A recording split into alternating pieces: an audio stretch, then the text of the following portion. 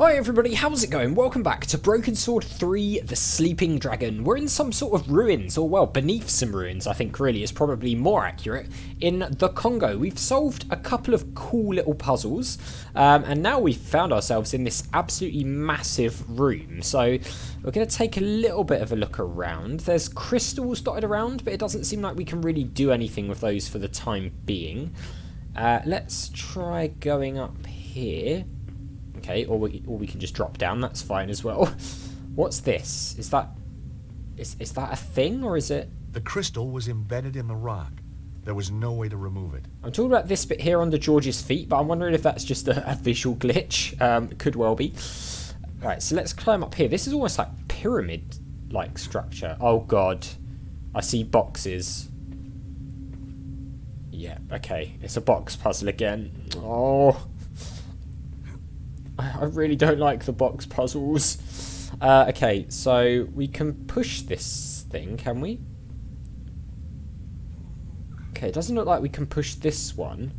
So maybe we need to get one into that gap to push that. So, can we climb in above this? Yeah, we can.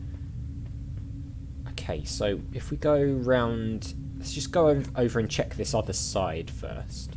Is this going to fall down? Oh, yep, okay, it is. Ow! Oh, jeez, okay.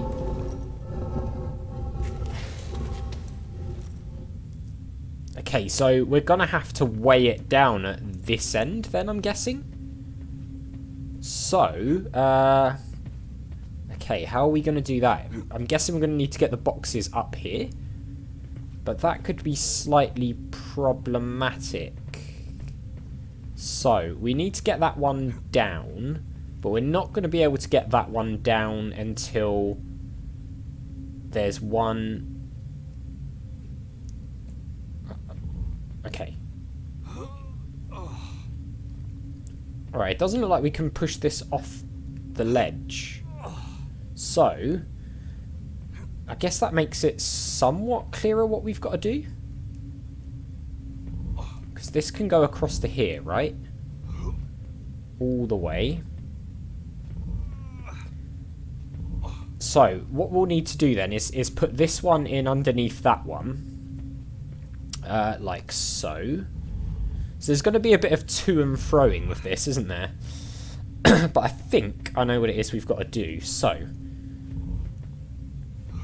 this one's got to go all the way around. It looks like they can't really leave the level they're on. So, let's transfer this one across. We'll put it into that gap just below where that crystal is. And if you don't know what I'm meaning by that, you'll see in just a second. We're going to push it up to here and then all the way to the right so that we can push the rightmost block currently on top of it and I guess onto the bit where that bit of crystal is. So then we can push the big rock at the highest level across to the next, to that sort of 3x3 grid. Okay, so let's climb up and we'll pull this back this way. One more. So then we're going to need that one that's on top of the crystal fragment to fill this gap in, which shouldn't be too difficult. We should just be able to pull this back through like so. Yeah, actually, I mean this isn't as quite as annoying as the other box puzzles, but it does feel like they've really relied on this type of gameplay for this game. So yeah, I can see why some people are, you know, not massively fond of this game if they're big fans of the first two. I'm a big fan of the first two, but I quite enjoy the story in this one so far, so it does sort of make up for it in my opinion. So let's push this all the way across to there. And now we need to get it on there. So I guess we've now got to put all of them back to where they were. Or, well, this one and the lowermost one back to where they were. So let's grab this bad boy, push it all the way down and to the right.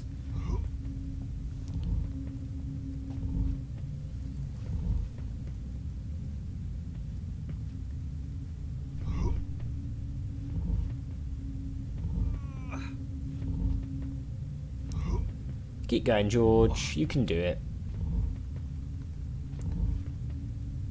Yeah, so that's going to go back where it was. Then that will allow us to move the middle layer... Wrong button. Middle layer block on top of it to push it to bridge the gap between the two parts of that highest layer.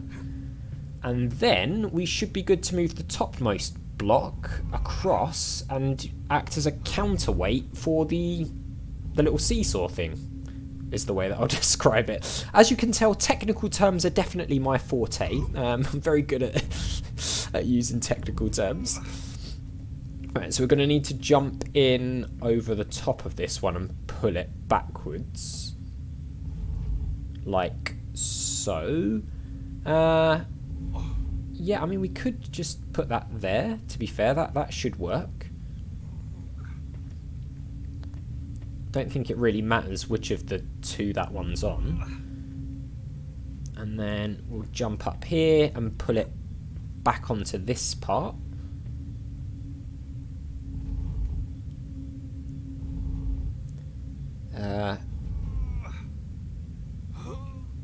Okay, is that on? Yeah, I think it might be. Let's see.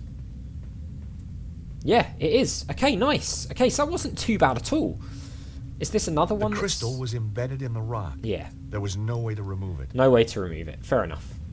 Right, let's head through and see what's waiting for us through here then. Oh, okay. Something sounds like it's ringing. Oh, wow. Okay. Another puzzle. Right.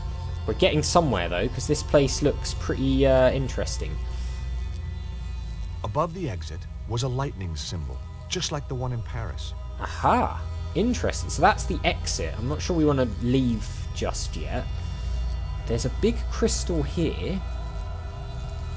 Just want to sort of scout around the outside of the area before we go. So one of these paths is off, basically. There's some sort of console-looking thing here. Oh no, this one's off as well. So have we got to turn it so that the energy is flowing through the crystals, maybe? It was some kind of ancient mechanical device. 3 hollows containing crystals were at one end, 3 protrusions at the other. Okay. Interesting. So, it looks as though this one's got crystals, but it's not on. There was no way of moving the mechanical device. Okay. A huge crystal pointed toward the next chamber. At the other end, 4 smaller crystals were set inside cylindrical hollows. This Right. one wasn't going to move anywhere. Okay. So that's not going to move. What's this thing? It was a touch-sensitive panel. Okay. For the moment, it seemed to be inactive. So it's inactive. Touching the panel had no effect. Right. For the moment, it seemed to be inactive.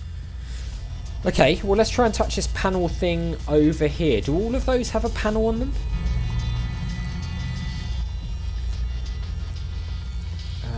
This one actually doesn't.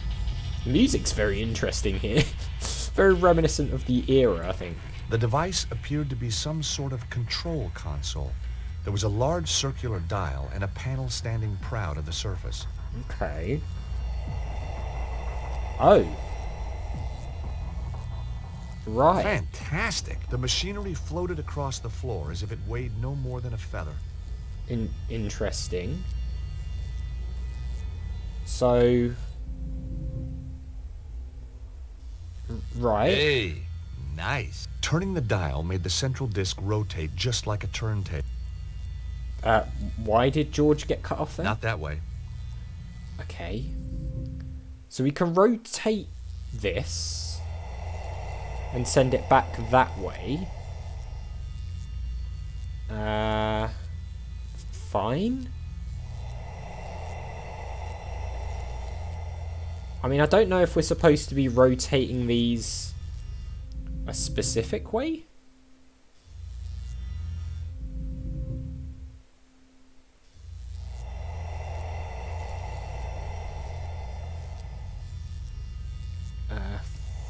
fine.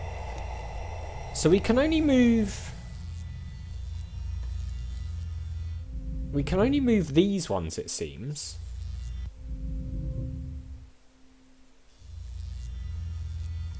But I'm not really sure... It wouldn't work that way around. I'm not really sure what it is we're trying to do here. The device appeared to be some sort of control console. There was a large circular dial and a panel standing proud of the surface.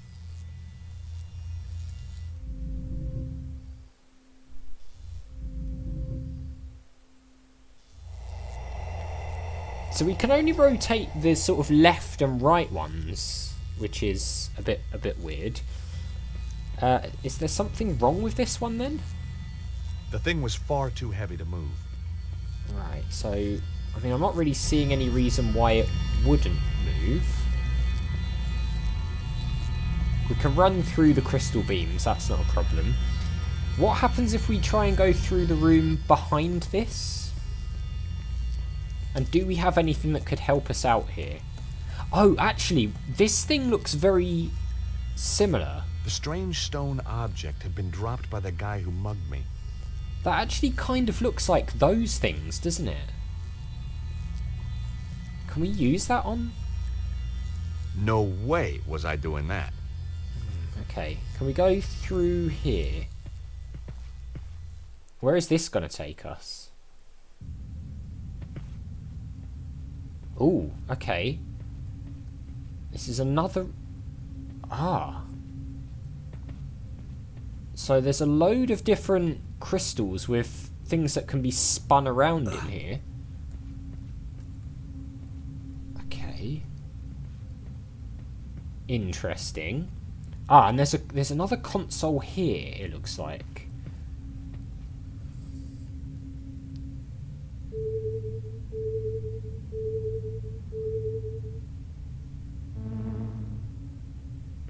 Right, okay. The machine was far too big and heavy to move by hand. Is this where they make those things? The rock those shelf things? above had collapsed, dropping one of the ancient machines down to this level. Behind it, I could see a staircase. Yes, there's a staircase behind it, but can we actually get around it to get to the staircase? No, it doesn't look like we can. So perhaps we've got to get this thing out of the way? At the top of the pole was a large crystal, one side of which was flat and reflective. Okay, so I'm guessing we've got to reflect the light around somehow. What's this? There were no visible means to open the door. Okay, so I mean, are there any beams of light coming in here, or is that something we've got to do using the thing outside, maybe? Or is this in light already?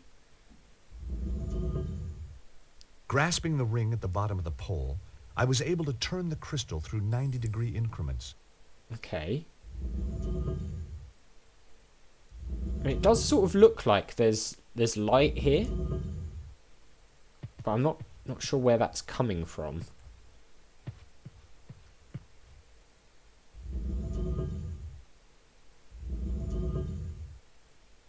Okay, so there's something missing here as well.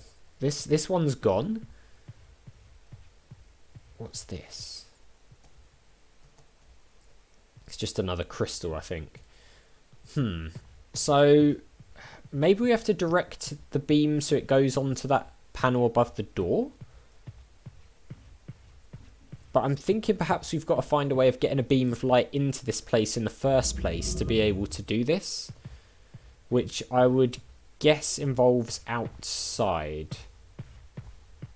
Can we divert the beam of light through there somehow? To do that, I guess we would have to get the light to go here. A huge crystal pointed toward the next chamber. At the other end, 4 smaller crystals were set inside cylindrical hollows. So This one wasn't going to move anywhere. Can we get it so that the light goes that way? Let's see.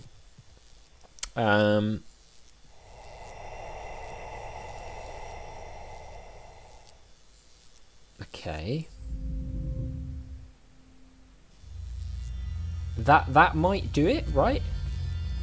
Now the lights go into that one.